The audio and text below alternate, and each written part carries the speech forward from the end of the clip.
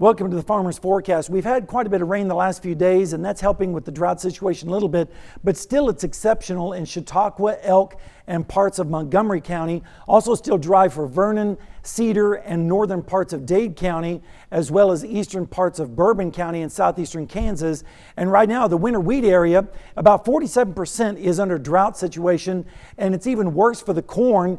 58% of corn producing region is in drought situation. And if we take a look at the soybeans, about the same thing, 53% currently under drought conditions. Cattle is improving a little bit, 45% is currently in a drought condition area.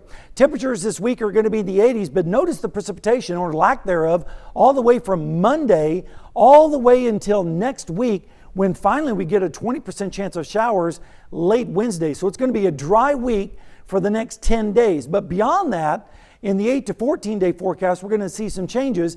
We're going to see mild conditions and mainly warm air across the eastern third of the country, and cooler conditions for the Intermountain West and the deserts of the Southwest. But beyond that 10-day period, 8 to 14 days, we're going to become wet across the central part of the country, dry on the West Coast, as well as the Great Lakes, New England, down into the Ohio River Valley.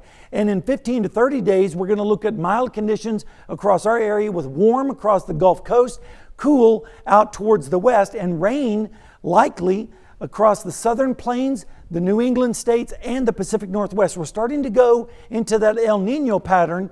And then in the 30-day forecast, mild conditions with warm air off to the east and rain across the area, so a wetter than normal period in the next 30 days. So that's pretty good news. And in the 90-day forecast, we're looking at mild conditions temperature-wise and still wetter than normal on the precipitation. That's a look at your forecast. Thanks for joining us.